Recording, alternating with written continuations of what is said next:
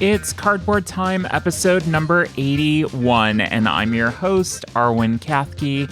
On today's episode, we have a casual chat with Carla Kopp of Weird Giraffe Games. Now, I'm not going to be doing any review content on this episode, but I did want to have a little discussion with Carla. She does have a new Kickstarter that's coming up for a game called Logic and Lore, and I'm absolutely in love with it. And you can talk to the people who have played this game with me. I love it. I wanted to talk to her about it, and I thought we'd try just a little different concept this time around, just having a little casual chat and not really getting into anything too structured or heavy. This was very off the cuff and just what we wanted to talk about, as we do sometimes. And I thought that it came out pretty well. We'll see what you think as well, and hopefully you enjoy it. I am looking for feedback on it, so if you enjoyed it, please let me know. If you didn't, also, please let me know. I will be interested to hear that. Well, let's get to the Shelf of Shame really quick before we do get into that casual chat. It is at 151. That is down by 3, so making progress. Nothing incoming. However, somehow Expeditions did not make it into my collection count. So when I say that I played 4 games, the math didn't work out, and I was wondering why. And that's because Expeditions wasn't technically put into my count when I did the update last time. So it is at 151. It is technically down by 3 since the last time that we talked. The 4 games I played are Way Too Many Cats. That is by Carla Kopp, and one that I will be talking about in the future. Really fun tile and chit laying game as well. That's it evokes a lot of different games. I do want to spend a little bit more time with it before I give kind of my final review of it. But I've been having fun with it in the solo mode so far. Explosion in the Laboratory is a little pocket game that I've been playing as well. Looking forward to playing that with more people too. These were all solo plays, so I can't really give a really good, solid opinion on them, but did want to get them to the table while I could. Fire in the Library is a really, really solid pressure luck game. I had heard people talk about this earlier and never really picked up on it, and now I saw an opportunity. I did order it with the Way Too Many Cats Kickstarter, I believe, or it was the Explosion in the Laboratory Kickstarter, and they all shipped together. But I really, really love the pressure luck mechanism in this. It's a lot of fun, and looking forward to getting that to the table with more people. And then Expeditions. This is the one that didn't make it in my collection count. Played it solo. The Automa was really good. Very easy to get this to the table and really straightforward. I believe, and we'll see how it plays when I get it to the table with others, but I believe I'm going to like this better than Scythe. And I'm not usually a straight up combat person, but this definitely, took that theme that I love in Scythe and removed kind of the combat that you see in Scythe, and just made it a little bit better fit for me. It's a little bit more Euro-y, where you have these mechs that are going around and doing stuff, and you don't have that huge amount of player interaction, which I tend to like a little bit better. So it's a gorgeous game. Love the artwork on it, love the style. The Ironclad edition, the mechs being metal, are so incredibly cool. And looking forward to some more plays of this. This one's definitely going to get out to the table a little bit more as I explore it and explore the content a little bit more. I did get pretty whomped on by the Automa. I was, again, first play, but a lot of fun. Really, really good time. So So, anyways, up next, check out this interview. And again, give me your thoughts. Let me know what you think. Do you want me to do more of this? Do you want me to do less of this? Let me know what your thoughts are. On today's episode, Carla, Kopp, and I are just going to have a chat. We don't really have anything major planned. We're just going to talk like, usually we always do at conventions and sometimes just chat back and forth together. And we're going to talk about a couple of things and then see where everything else goes. So, Carla, welcome back.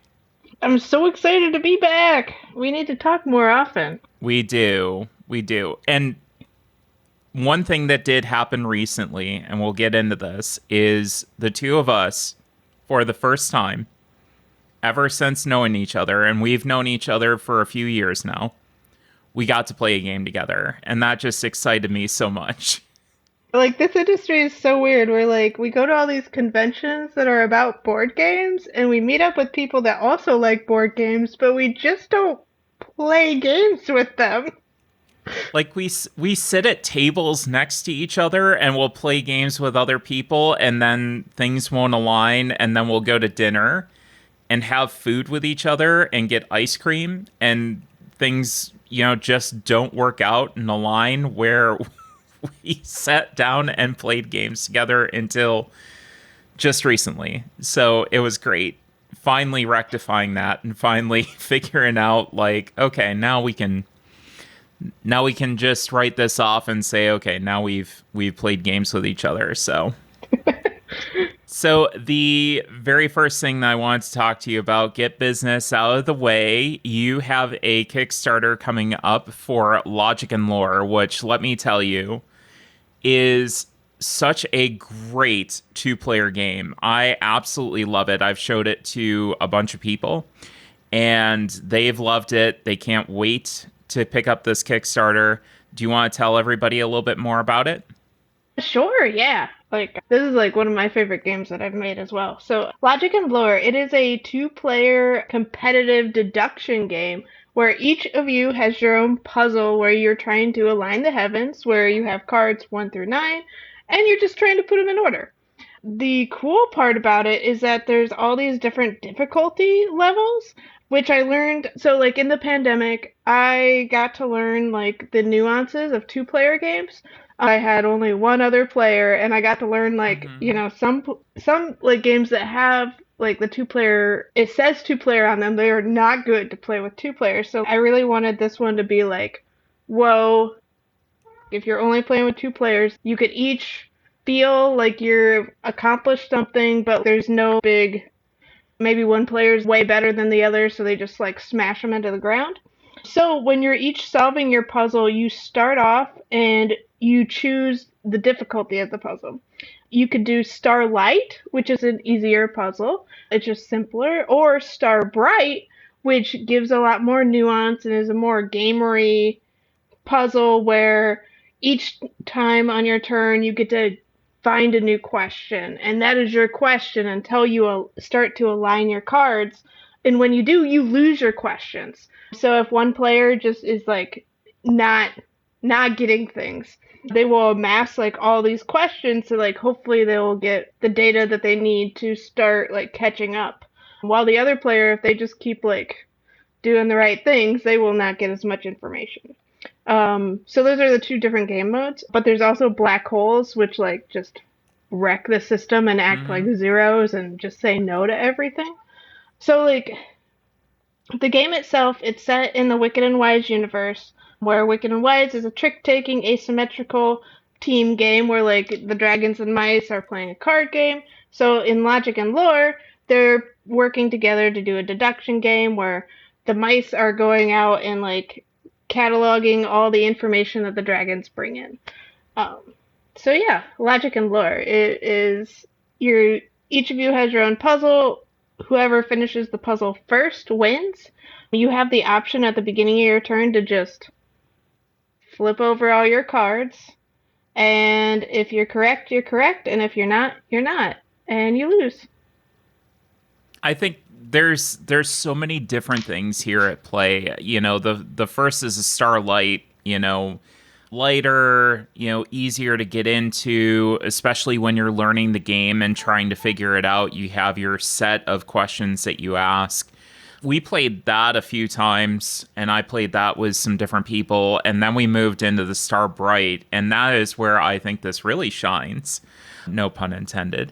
But I think this game really shines with that Star Bright mode, and it's very interesting because, like you said, you're starting to amass these questions, and you're starting to kind of build up a little bit of an engine of your favorite questions that kind of work well with each other.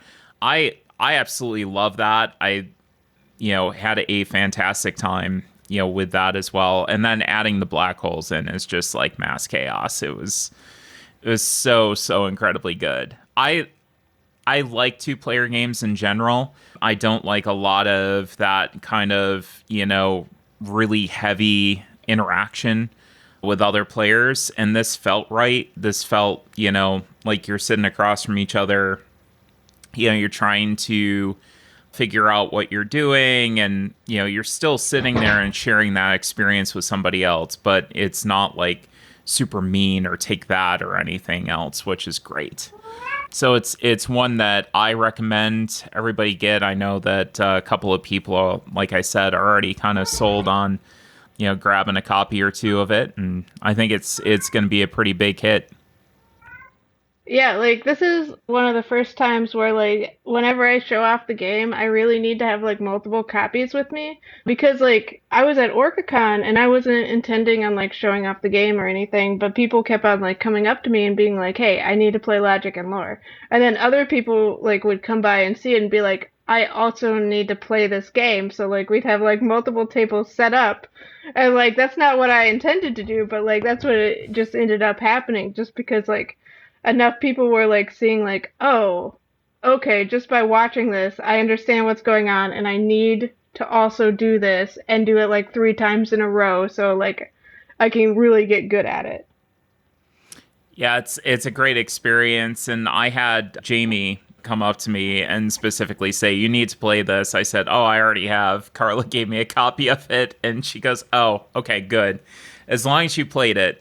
And then I went over to her house after I was dropping Olivia off, and she's like, "Well, we could play Logic and Lore. Two of us could play it." And I'm like, "Yeah, we've played it. It's great." So, I mean, it's one of those things that I don't get a lot of like repeat requests when I play with specific groups, especially at work. We do try to bring new things in and try new things, and this is one that's kind of come up like, "Hey, if you got Logic and Lore in your bag," and I'm like, "Yes, it's right here. Let me go and bring it down to the lunch table and we'll play it."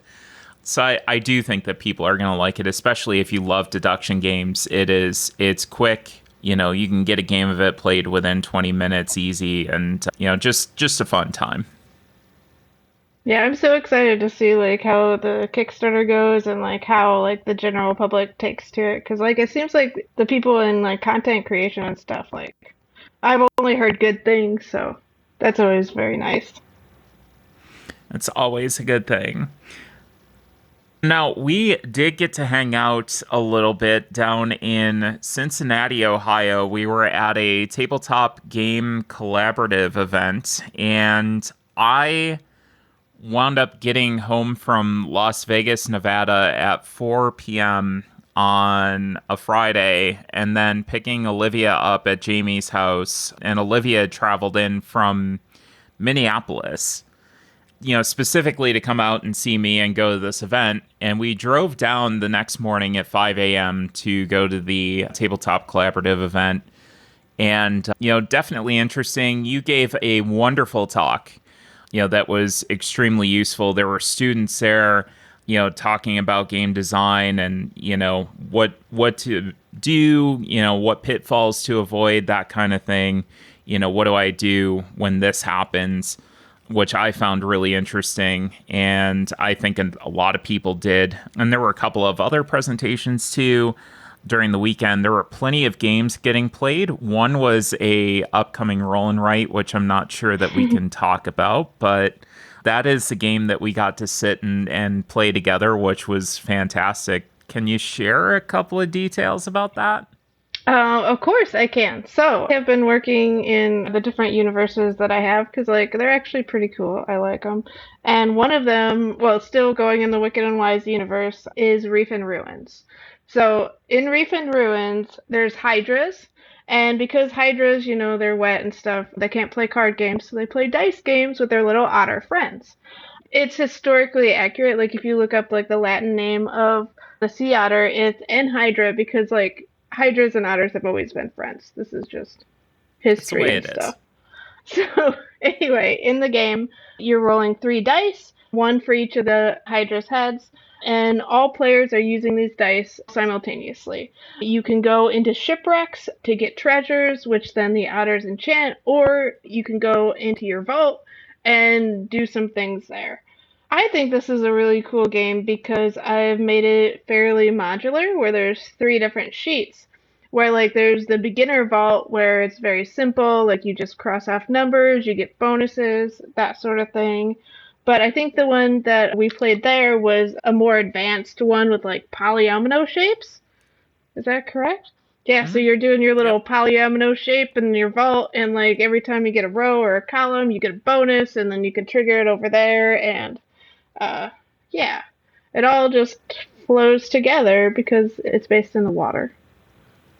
So it flows. Yeah. That's how it flows. I love that description of it. And there were, just like you said, so many different things going on, so many different kind of connected systems, but they all worked very well together. I know Olivia was like, I need a copy of this now. And you're like, well, it's still in development. We can't really do that right now, but it's coming. It's going to be, on its way pretty soon. I'm pretty sure. Yeah, as soon as like my artists get like more free with stuff, because like all of them are kind of busy. Well, to be fair, I give them enough stuff to be busy, and also like some of them, like Katie had a baby, and the baby just keeps not sleeping, and Oh, you know that sort of life thing that happens. Uh, yeah. Who but would have yeah, thought that? yeah, babies. Um, Yeah. Well, and in this, industry that is, not necessarily a huge, like mega corporation driven industry where you have people that are actually doing things and living, lives and have schedules of their own and, have things to kind of tend to and that it's interesting when those things, the thing called life gets in the way and you mhm. have to go tend to things and schedule shift and some people don't realize that when those things happen. Yeah, like I keep making all these schedules and like they just keep not panning out because like I just don't anticipate life as much as I should. Well, especially in the last couple years, like because I haven't done a Kickstarter for a year, and that's like the longest I've gone since I started with doing Kickstarters just because like a bunch of life things happened for me and like all the people I work with and it's like, well, like you can't just like replace everyone or like make these like disasters go away. You just have to, weather the storm and, hope everyone like is still in the industry like when it ends up. Yeah. Yeah, because that's another thing too. There's, people that are like, well, I'm done, I'm out, see ya. That does happen. I mean, like that's been like a really big thing. Like post pandemic, like so many people like that I knew like in 2019 are just like not in the industry anymore or not going to conventions Yep. or not going to as many conventions anymore. So like a lot has changed in the industry and there's also like a lot of new people because like a lot of new people were like, "Oh yeah, I'm stuck at home. I'm going to design or publish a game now or make a content channel or all those things." So like there's so many changes. Like I think overall it's been changing like more for the best. Or like there's been some good changes along with it, even though like there's been some sad changes. Oh yeah. Yeah, I saw, I think my biggest example of that was like Gilhova. stepping back, and I was not anticipating that at all. Like he seemed like he was going to be, industry lifer, and he's just like, nope, I'm stepping back. My health is too important. I want to go do these other things, and you know, I I feel like other people can do this, and I want to say that he sold off his publishing rights to there's a company that I can't remember who picked him up, but anyways. Yeah, I remember, like, I don't know if he sold it off or is he partnering with them, but Yeah, yeah, I was actually pretty excited to hear that because, like, up until then, it was just like, well, all of Gil's stuff will just be gone and disappear. done. Yeah. So at least, like, now that he's either working with somebody or whatever the situation is, at least, like, his stuff will, like, live on. Because I don't know if you've ever played the networks, but I am a huge fan of that game.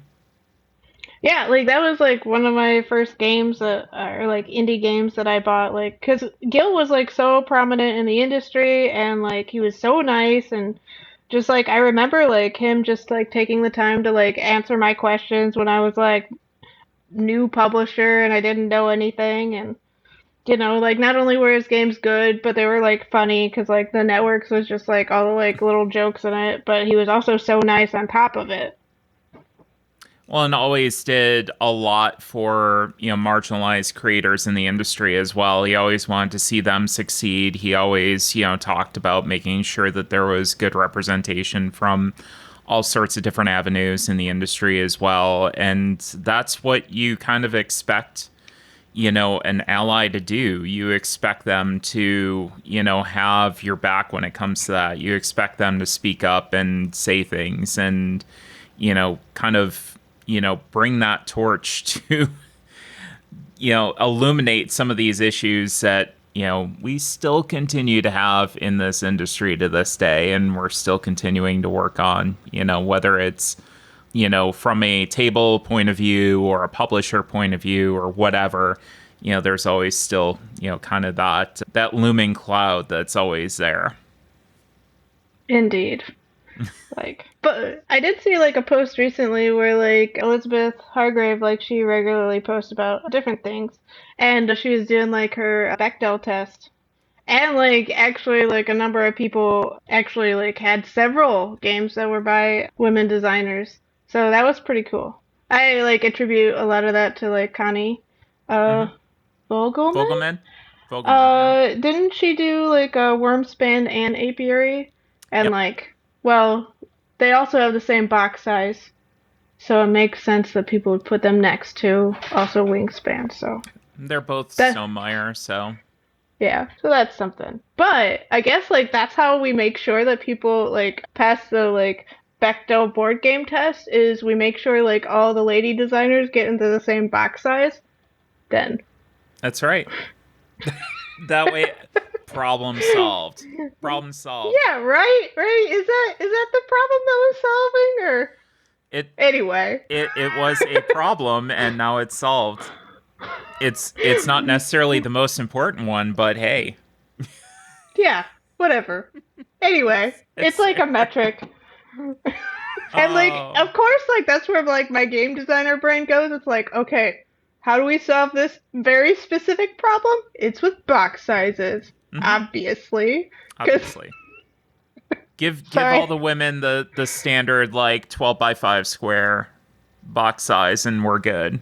It's I mean, so I have been thinking a lot about box sizes lately because like I need to make a better box size and like well, so for the people that don't like look at their collection and go like, "Oh yeah, there's so many box sizes."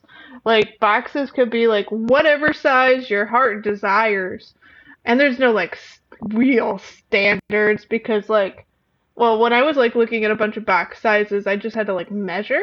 And I'm going to a more standard box size now, the 5 by 7.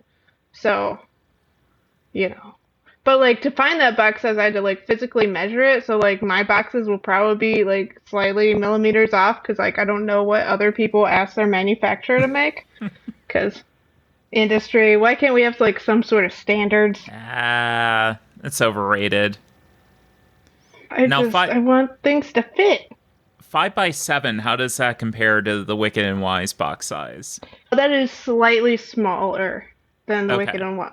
Because, well, so I'm working on a variety of things. One of them is the Gift of Tulips expansion, where, Yes. like, when I carry it around, I have to carry around the box and, like, also a bag of cards because it doesn't fit with sleeves, which is an issue. Hmm. I will admit that because, like, well, with box sizes, you can go like a variety of methods, and I try to go like as small as possible because I don't want things to be accessible and easy to ship and not take up a lot of space, like in case like people have like small spaces. But on the same path, if you make your boxes too small, they can't fit if you put both sleeves and like more stuff in the box. So that small box size I have is going to a size higher, and maybe the Wicked and Wise box size is going higher as well. I just haven't figured out that because Hmm. medium boxes are very not standard, and that anchors me. Yeah, it almost always seems to be like that standard, square box size that everybody puts their games in, whether or not, the content actually fits that or not is a different question, but we're kind of looking at you, Takedo, and Batman Escape from Arkham City was probably the worst offender that I've ever seen of that in my entire life. That was something. Yeah, I mean, like, there's tons of games that do it. Like, I mean, the classic to go to, it's like Splendor because it just has like I don't know, cards and some of the discs or whatever. Mhm. But it has a giant box. But like on the other hand, like people understand that it's worth a certain amount and they pay for that amount because it's that box size and it fits with other things on their shelf. So Yep. it's a give and a take. To me, having non-standard box sizes is kind of fun because then you get the puzzle of trying to fit everything in, where you can, and it's like a game in itself. Like I really enjoy that. I do not I do not like every so often I'm like, oh, I have to reorganize everything because my brain cannot handle when there's like so many things like not in the right place. So it's just like I have to do this. I don't want to do this, but this is my life now because, we couldn't have decided like years ago just to make like three or four standard sizes and it is what it is. Now, how do you organize your games? Are you an alphabetical woman? Are you, design? Some people do designers. I'm not a fan, but that's how some people do it. And that way, if you did designers and you had two different women that were designing games, you could pass the Bechdel test immediately. And it's done and over with. Yeah, then we don't have to talk about it again because everyone has done the thing. No, I alphabetize seems like it would be like so hard and I would also hate everything. I try to go like first similar sizes, but I have my games. Well, there's like three major groups. Games I haven't played yet, um, games I have played but like not frequently, and like the ones that I get played like a lot more than others for like whatever reason. Um, and yeah, usually the ones that get played a lot more, like they might not be my favorite, but they're like either really easy to teach or I have a friend that really likes that. So it's nice to like just be able to go like, oh, okay, we're going to this shelf because I don't have to think. I know like everyone knows how to play the game, or like we're going to this shelf because we're going to learn one of the new ones because I definitely need to learn more because well, both of our shelves of shame or whatever are much larger than they probably should be. But Mm-hmm. that's also life and, you know, Having buying too many time. games and also well like I used to play like a lot more new games, but like I've been getting more into like playing the same one over and over again. And Hmm. if you do that, you can't play all the other ones. So, Do you find that you buy games to kind of support friends every once in a while? Just like, so and so's coming out with a game, so I'm going to purchase it. honestly, like that's the majority of the games I have. Also, that's because I like to make friends with people. So Hmm. like I make friends and then I'm like, "Oh, I'm going to get this game by this friend." Well, cuz like it's also like just knowing a friend better, it feels like cuz like if you play like a game by somebody, like you can like like that was from their heart probably, and like you can learn more about them. Like I mean, this is a form of art. Yeah. Games are so like just experiencing that and getting to know like your friends like innermost thoughts or whatever. Yeah, I find myself doing that more and more where, a friend will be working at a publisher that's doing a Kickstarter and I'll pick up a game because I want to support them and they're trying to get the campaign off the ground, or somebody's designed something and I want to support them. Matt Hawker is a great example of that where, I see anything that he publishes and it's always really good content and I really like it. But it's one of those things that's like, well, Matt's putting up a Kickstarter, so I got to go, back it and everything. I'm always glad that I Hmm. did, but yeah, I think there's definitely some of that, especially when you get kind of that deep into the industry that you start like, I don't know, it's almost like not a compulsion, but a need to support people that you really like and buy their stuff, and I think that's kind of good. Yeah, I mean it makes the games have more meaning than if it's just like someone you don't know or you've never interacted with or you don't know the history of it. Because like another thing with like designers, like well, you talked about how you played Reef and Ruins before it came out, and Yep. you also played Logic and Lore before it came out and stuff, and like so you know like more of the history, so like these games have more of a meaning than like one that you just you don't know anyone, you've never play tested or seen like the art or whatever, like as it progresses. Well, and the other thing is that shows why it's so important to go and play test games with the designers and the publishers before they come out, because you can have those stories, and that's And what you I. can have the things where like uh so like when you go to conventions and play these games, like I remember like when Cascadia had a board and stuff, and Oh. like when it was like, oh well, we can't have a board because then Carla will have the perfect game. And well, because like when I was playing it with a board, I mapped it out and I was like, okay, this is the start of the game and this is what I'm going to do and I'm going to achieve this exact puzzle, and then I did it. But like once you take away the board, it's like you can't map it out. Like what is the perfect not board? Who knows? Hmm. Um, so yeah. Like Very just different interesting. things like that. Like you can make an effect on that game, and like well like a good portion of mine, I think I usually have like a list of people where I thank them, where it's like, oh yeah, all these people made like impacts on this thing. Like I don't include everyone because like then the rule book would have to be like 5 times as long. But like there's definitely like a giant list of people. That's when you need the giant square box so you can fit in the giant square rule book in it. I mean, I'm not gonna lie. One of the things I was super excited about when I found this 5x7 box, I was like, the rules could be like an inch bigger on each side, and it's gonna be fantastic. Cause like the current Logic and Lore rulebook is very tight, and there's nothing else that can be in there because I tried my hardest to fit everything I could, and now there's gonna be space for maybe art and stuff. Ooh. Yeah, I or am like I more am looking rules. forward to that. So a couple of things that the first thing that I want to ask you from our time in Cincinnati, did you get to play anything other than your own games that you really liked and that you're kind of excited to see progress a little bit more? Yeah, so the designers of Logic and Lore, they're Dirtle Games, they're Jason and Darren. They actually had a few other games that I got to play. I'm a sucker for deduction, which is how we ended up in this situation anyway. So like some of those were like really cool. Like just deduction done in different ways because deduction is such a small genre, I think right now. Like there's not Yeah. that many games in it. So just seeing like all the different ideas and how people take like the same concepts in different ways is very interesting. They also had a fantastic little trick taking game as well that I was a big fan of. I don't know if you got to play that at all.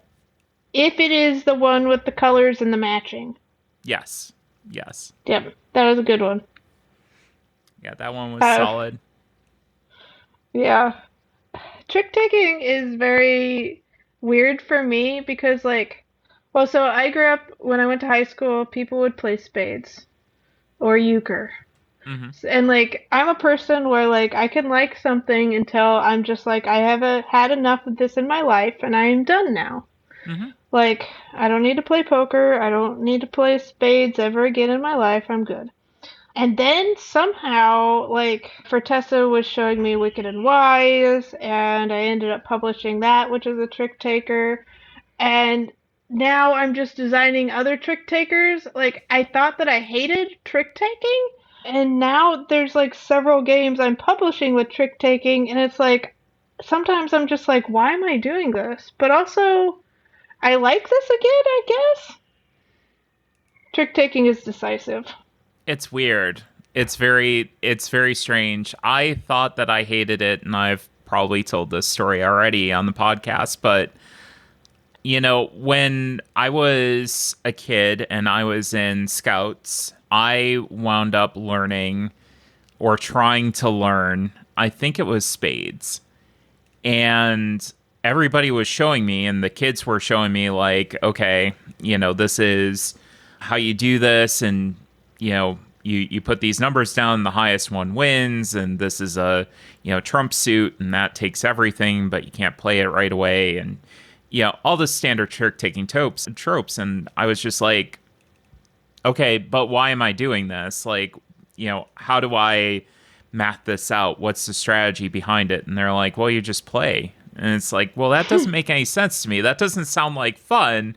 And it's like, you try to take the most, and nobody could tell me how to do that, because it was a bunch of 12-year-olds in the room trying to explain things to each other. And that wasn't really working out all that well. So that was kind of my experience with it. And then I sat down with a little game called Tournament at Camelot, and that changed my mind forever on them while I was down at Dragon Con, and had a great time. And then started looking into more and seeing all the different things that you could do with them. And it was actually fun and exciting. I played the crew, I played Niet, I've played quite a few of them.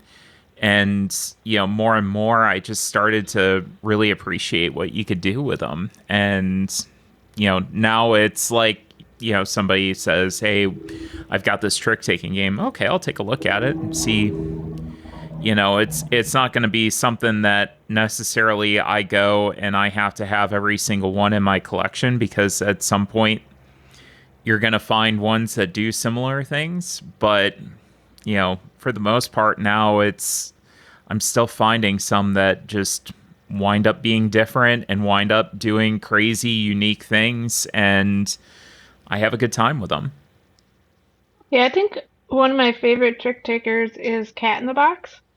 Hmm. And like I really remember Cat in the Box because my sister's grandfather died and we went to the funeral and I brought Cat in the Box. And I got to like I brought that out to play with my siblings who like had never played games before. And trick taking makes it like so much more accessible to like not gamers, which is weird. Hmm. Like I just introduced Cat in the Box, which is it's called like a quantum trick taker, where like all the cards are black and you say what the card suit is. So like it has like layers of where it should be difficult, but like it's not because it's a trick taker and you could just explain it. And like my brothers actually ended up like I think we played a couple times and they each won, and I was like, whoa, like this is like so much more accessible than other games. Just like crazy fun too, because things just get tighter and tighter and tighter as the round goes on, and you're just waiting for somebody to play that card that's gonna go and break the whole cycle of everything. And it's that game to me is just magic. It really is. And I didn't think of it from an accessibility standpoint. It really is. Yeah, like it's actually kind of awkward like when you're writing a rule book because you have to bring up the concept of trick taking and then where it's different. But like so many people have played card games and they know about suits and numbers and which one is higher and which beats the other, and like a lot of people have played spades and euchre. I was actually talking to a designer who he had designs like what he called spades too, and he thought that this would bring like a lot of minorities back into the hobby, or not back into, but like just playing into, because like a lot of people have had like card games and they might not have had like all the access to all the other things, but like it'd be a lot easier to bring minorities into the hobby with a trick taker than with basically any other kind of game. Hmm. So, That's really interesting. well, and on that note, I don't know if you'll be excited about this, but I am working on another trick taker. Well, in addition to Ooh. like the Wicked and Wise expansion, but this is an Animal Kingdoms trick taker. Oh, bringing it back.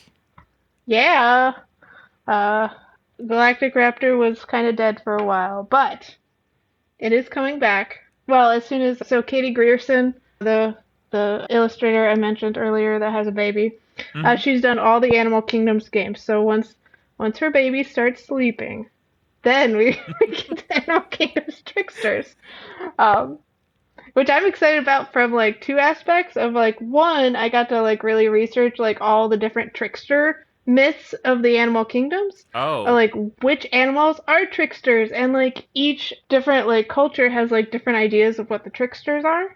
I did have to axe like a number of them because like so like the spider was one, and I was just like, nope, no yeah. spiders, we are not Mm-mm. doing this. Mm-mm. But yeah, so that was like one game that I really was like excited about with the art direction, because like we're gonna have a blue coyote because of the blue coyote myth. Well, like how the coyote, like it started off blue and then it rolled in the grass, and it ended up brown because it was in the mud. Uh, there's a way better rendition of that, but like my brain is kind of mush right now. So Yeah. that's the Yeah. story you get. But yeah, and anyway, like I'm excited about this trick taking game because like all the Animal Kingdoms games have to be like super super simple, because like that's what they are. Like they're supposed to be like really gateway. And it's like, well, what it's a plain trick taking game, and then it also has area control in it, and like based on the tricks you get or don't get, that's how the area control works. Which, by the way, y'all, if you haven't played the roll and write, please do yourself a favor and go do that because it's so much fun. I have played so many games of that. Yeah. So Roar and Write, like that has been like also an interesting experiencing like playtesting and stuff, because I tried to make it, well, it started off as like, well, I wanted to make custom dice. And so I tried to like get people to pitch me games that had like very few dice. And then I got fed up because people kept on pitching me games. They're like, "Oh yeah, this is a small dice game. It has 40 dice." I'm like, "No." No. So I worked and I designed Roar and Write, and it's kind of based off of Yahtzee, again for like that accessibility factor. So it's like Yahtzee, but like more gamified or more like hobbyified, Hmm. um, where like people can just sit down and play it. But like I also had a math professor sit down, and they were like, "Oh my gosh, I cannot deal with this because like all the numbers and stuff, like if you think about all the probabilities and what could happen." And it's like, "Yes. Yeah, like that's what Hmm. I was trying to do, is like the people that think about the numbers too much, like they could get caught in the weeds. But like if somebody just walks up and they haven't played a game before and they're just writing down numbers and they're super chill, it's so funny to see like the people that break because of it." They just struggle. They're just like, well, I got this figured out, and then they don't. They Yeah, don't it's got it because figured out. probability. Like, because there's six dice with six sides, and they all roll like multiple times, and it's like, well, if you want to run all the probabilities, you like that's not going to be great for you.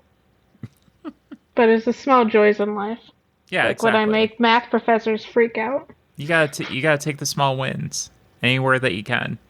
Hmm. So there is a place that we got to go, and it's one of my favorite places. And you got to experience it briefly before you went back to the airport. And it's called Jungle Gyms in Cincinnati. And I need to know what your thoughts are on it because it was kind of tough and overwhelming dealing with a whole bunch of people and trying to because Chris was kind of leading the entire group and trying to keep us together, and it was huge. And navigating that place is definitely a little bit difficult. But I need to know what your thoughts were based on the amount of time that you got to spend in there. Like, I did not anticipate, like, I was told what we were going to get into, but, like, I really did not anticipate going to this grocery store that was, like, so big that it had several restaurants inside of it, Mm-hmm. and also a bank inside of it, Mm-hmm. and, like, more board games than, like, a lot of board game stores. Mm-hmm. Like, it was just like, what am I gonna find here? Who knows? It could be anything. It could be, like, we saw Rhea eggs, which is like, who needs to buy a Rhea egg for, like, an omelet or something? Like, I can see ostrich, because, like, of the giant bird family, the ostrich is more popular, but, like, also Rhea eggs, and, like, just all these crazy things, and like, if you need something, you can probably find it there. Yeah, I thought it was really cool. It was a bit overwhelming because I didn't know what was happening. Well, and also, like, I had a flight, and I'm always, like, weird and freaking out about flights because, like, I have missed flights before, or, Mm-hmm. like, I get stuck with TSA or whatever. I did not want to get stuck in Ohio, because I I have don't. feelings I don't about blame you. Ohio. It's just like, every time I go to Ohio, I'm like, how did somebody convince me to do this again? But it's fine. So, for those of you who don't know, I grew up in the Midwest and then I left the Midwest. And I said I wouldn't go back, and somehow it just keeps happening. It's It, fine though, because I got to visit Jungle Gyms and I got like whatever, like the Buckeyes that are was famous for. I got yep. like a bunch of gifts because, like, not only is Jungle Gyms like it has so many things, but like also a lot of it is pretty cheap. Mm-hmm. Yeah. It's Like very reasonable there. like my partner, he grew up in Ohio, so I got him Ohio like a ice where you can have Ohio ice so he can just eat Ohio's all the time or whatever. Stray Ohio every time Like he the has a the ice drink. malts. Yeah, and they were like $2, and it was like, sure, like I could just throw like several $2 at things and make several people happy, and this is fantastic. Like the big thing for that was just like I did not have as much room in my luggage as I like wanted, so like I couldn't like get like everyone I knew just like silly little random gifts. Like, where would you have bought this thing? Jungle Gyms. Jungle gyms. That's where you buy it. Yeah, and that's why you need to come back to Ohio and come visit and then bring a bigger suitcase so that you can fly home with more stuff and more treats to treat everybody with. And I guess I You'll will return. visit Ohio You'll again, return. probably. It's just like there's so many other places that exist. Hmm. That So, that don't impede its citizens and want to drive them out. It's fine. yeah, like I don't know. I visited Seattle recently and it was wonderful. So I good. I really want to go to OrcaCon. Maybe this year. I don't know. You should. Like OrcaCon, I think is probably my favorite convention because not only like there's so many fantastic people. Like I literally was busy the entire time. Just like every time a game would go or like be finished, I'd just walk to the next table and it's a table full of like cool people. Like every table has a table full of cool people. But also it's like super inclusive and like they really try to make sure like, hey, everyone is welcome here. You belong. Like you're part of this. They really try for that. That's amazing. So at this latest OrcaCon, I got to actually play games with Nick and Starla from Our Family Plays Games, which like Love I knew them, but them. like I had never played games with them before, and like they got to teach me Skull King, which is another trick taker, Mm. because like I had like a full day of trick takers there. For some reason, I did not choose this. But anyway, like that game was like not only so fun, but like so fun with Nick. Like just I mean, he's a personality in himself, but like that like game really matched his style. So I played that. I also got to play Seas of Strife with Beth Sobel. And Beth Sobel did the artwork for Seas of Strife. She also like talked about, she suggested the theme of it, which is sailing. So I got to talk about sailing with Beth Sobel while playing like a really cool trick taker. Like, and I could just go on with all these stories of like all these like amazing people that are there just playing cool games. That is outstanding. There really is. Like that sounds like the kind of time that I want to have, and that's why I've been kind of reprioritizing my convention schedule because I want to get out to maybe some different ones because I miss traveling and I miss traveling to places that I don't normally go. And Philly is nice. I think PAX is kind of almost a must do at this point for me. Just because Philly is kind of a really cool city and a lot of cool people are there as well. Gen Con is going to be kind of the work con, but when I went out to Vegas, it was like, oh, I want to travel to different places and maybe fit a convention in, for a day or two or whatever, while I'm out there and see some different things. Yeah, I'm definitely on the same boat with that. Where like I was really like looking back at what my travel plans are, and like I used to go to like so many conventions, but like at this point, like the pandemic has affected me, and like I just get tired a lot faster. Yep. I get exhausted with like the amount of noise and people and everything everywhere. So that's like why I went to OrcaCon instead. Like, sure, OrcaCon is still a convention, but like I stayed in Seattle for like an extra week and a half. It was like low key and just fun versus like a number of other like of these work conventions. Like I don't know if I'll go to Origins this year because it's stressful. It's in again Ohio and stuff. Like sure it has like the one really good food place, but like I could go to just places and not for conventions, but just to like hang out with people, have a chill time, and just have so much more of a better experience. Like I know like some conventions there is like time to like sit down and play games, but like as we talked at the beginning of this, like we'd seen each other and been to like several conventions where the other one was at, but we had just like never played games with each other because like it's just there it's not enough time like or the priorities aren't there to just sit down and play a game and have like a good conversation, if that Yeah. makes sense. Yeah, it absolutely does.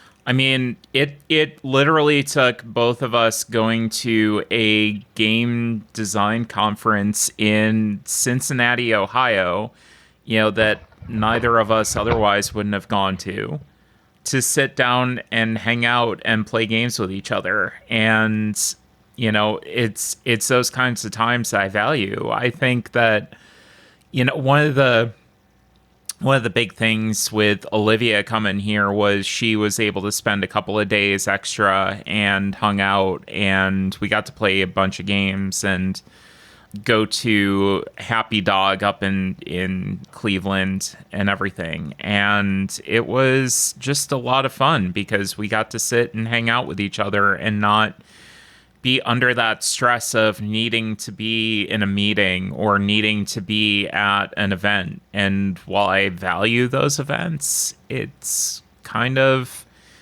it almost feels like an obligation at this point. And that's not what this should feel like. This should feel, like I want to do this. And I kind of want to get back to that where I do a little bit more of that.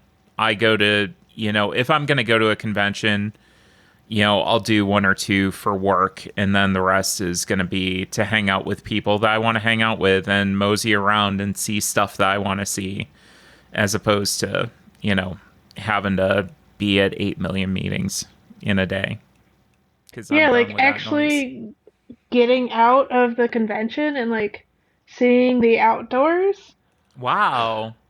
What's that like? like crazy. I mean, there's been so many conventions where like I just do not leave. Like it has like a connected hotel and I Hmm. just don't see the outside. Like I get there and I do not leave because like there's so many things to do and so many people to see, and like it just feels like if you don't maximize your time, you're like missing out. But then at the same time, it's like you're so stressed and you're not actually having fun, and you're also like not seeing the world because like there's probably cool things everywhere. I mean, even Cincinnati had jungle gyms, and like I walked to a number of restaurants, like it was on a college campus, so like Mm-hmm. there's things to see all around. um There's the and that was pickleball actually kind of restaurant. nice.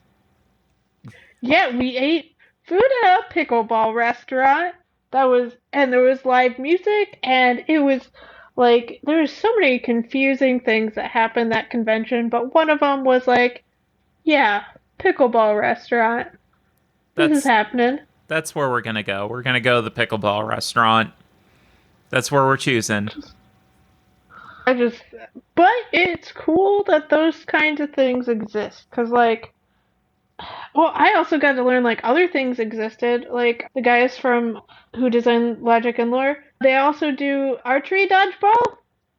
Oh, I'm pretty sure like those are the words that they said, and they okay. had like, and it's like, what, archery dodgeball? Like, I would have never guessed. This Mm-hmm. sounds cool. Apparently, it you have to get like really good with just like flinging the arrows because like you have to run an arrow and it you have to be fast. That sounds like a Maybe not workout. accurate. Yeah. And it's just like, well, but that's also the joy of traveling and seeing other people and all of that. Like you get to like learn that these things that you never would have thought of actually exist. Yeah, and I value those stories too because, you wouldn't hear that otherwise. And I do think that we need to spend a little bit more time as humans kind of doing those kinds of things and seeing different things and hearing different stories, because if we don't, you wind up with just the same thought pattern over and over again, and you're not changing your perspective up and your worldview and everything. And I mean, at the very worst, you're just going to get a fun little tidbit of knowledge that you hadn't heard before. So it's a win-win either way. Yeah. And like maybe like by traveling and talking with people, you'll pick up like a brand new dodgeball archery hobby, and like that's gonna be like your new favorite thing. Yeah, you're gonna get really into it. I wonder if I there's like mean, trampolines involved too. I could see I that. mean, that would be cool. Dangerous. Probably more dangerous, but like I feel like it fits the whole theme of like you're doing archery and you have to run and like also you have to fling yourself, and like who is going to be able to like properly dodge the person that is like doing an arrow off of a trampoline, cuz like what way will the arrow go? It's like how can you even anticipate that? Exactly. But you're gonna have like elite people that are able to go and do that whole thing where they're doing like flips in the air and stuff, and then you just see them in slow mo, like taking the arrow back and perfectly aiming it at somebody, and they're just able to do that, like superhuman ability. I mean, now I'll probably like after this have to go like watch some videos of archery dodgeball because like I I'm bet that just Yeah, happens. I'm interested. I'm very interested to see this. I'll pull some up with Allie too. We'll compare notes, especially if you see an interesting one. We'll send each other some interesting archery dodgeball videos. It's I really mean, cool. like if this is a thing that will happen, like maybe that's how you get me to come back to Ohio is like, well, the archery dodgeball leagues are here, and if you want to play, then Oh, this is what we do, and that's why I make the trip to Cleveland or wherever we'll so we just can play have archery dodgeball. we'll just have the Dirtle guys come up, and we'll all figure out a good time, and then we'll just play archery dodgeball. It'll be great. And then when we get too tired, we'll come inside to sit and play board games. Yep, at the pickleball restaurant. At least there was Uh, Jenny's nearby. That's all I'm saying. I was so yeah. excited. Actually, Olivia was like freaking out. She goes, "There's a Jenny's here," and I'm like, "Yeah, there is." She was so into that. Well, like I will admit it was good ice cream. It It was was. good, and It they had is. like good like I'm gluten free, and they had like weird gluten free flavors, which I appreciate. But like I don't know. At the end of the day, it's just ice cream to me. But she was so happy. Yeah, she was very happy. We introduced her to Mitchell's up here, which is another story entirely, which I can't talk about on this podcast. But Mitchell's is great. We love Mitchell's up here. That's kind of like our equivalent to Jenny's, and it's pretty good. It's fun. I don't recommend one of the flavors. I can't remember what it was, but Well, that'll be terrible because like, will you be able to remember at the time, or will you remember after and be like, "Yep, that was the worst." if I see the name, I'm gonna remember it. But I need to see the name. It's not like razzmatazz. It's something like that, though. It's weird. I mean, that's a good smoothie from Jamba Juice. I feel like it was almost like blue something, and I can't remember what the name after blue was. I'll figure it out. I'll figure it out. It'll be fine. Everything will be fine. Everything will be fine. It's gonna be all good. Well, we've been chatting for about an hour, and I have to go to the grocery store. And I'm sure that you've got other things that you need to attend to as well. But where can people find Weird Giraffe on social media? I am Weird Giraffes on Twitter, Weird Giraffe Games on Blue Sky. I'm on Facebook. I also have a Discord. It's at weirdgiraffegames.com/discord, where we mainly talk about mental health stuff, memes, and board games. That's really what it is. What Uh, else do you need? yeah, exactly. I've learned so much about myself just from that, and also like all the board games. And well, people we make jokes, and then I have to make those games. So like that's where like half my games come from. Is like people make the wrong jokes, and I'm like, okay, I understand how that game works. It's gonna be silly and terrible to market, but it'll be fine. It'll be fine. But we're gonna do it. We're gonna do it anyways, and Yeah, it's gonna be great. yeah. Like the booth staff might hate me for surplus of sloths, but other people will love it.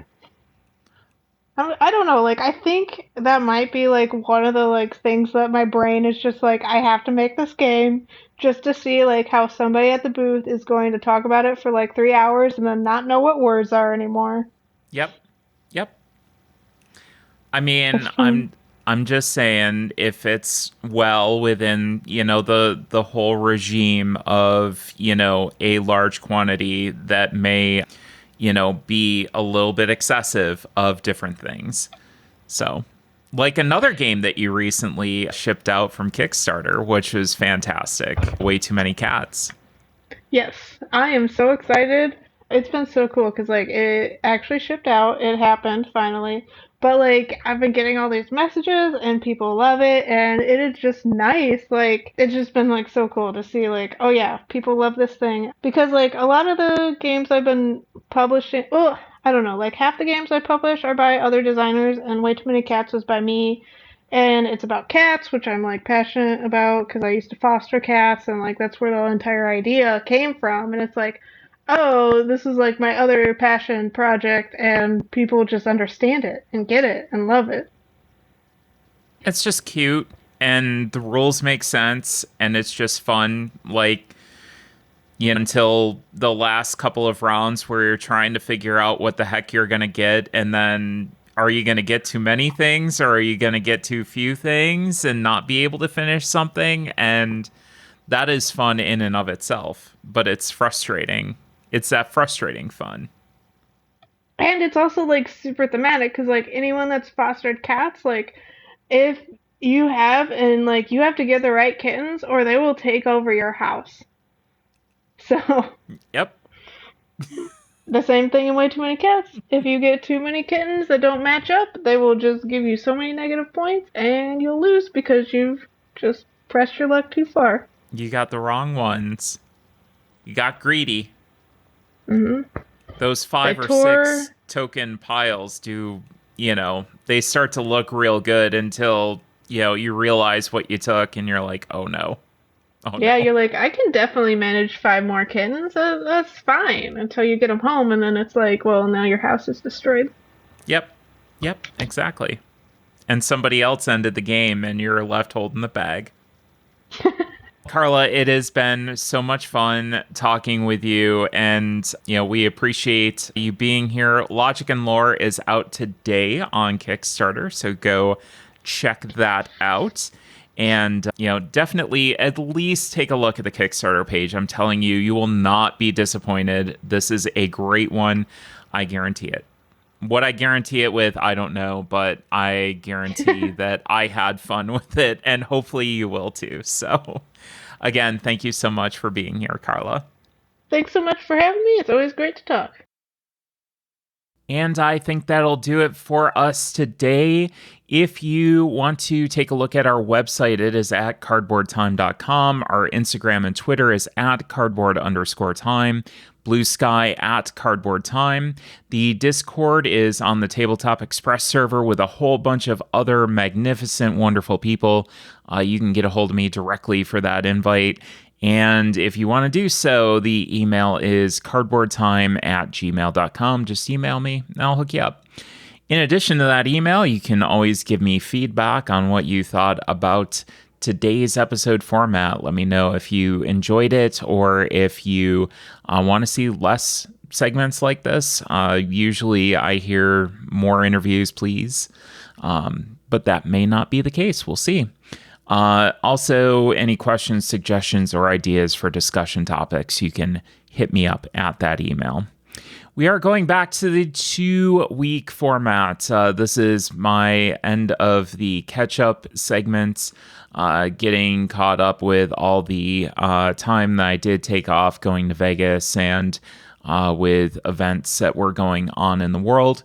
I do want to kind of stick to that 2 weeks if I can. We'll see how that goes, and hopefully the world doesn't explode in the meantime, but we'll see.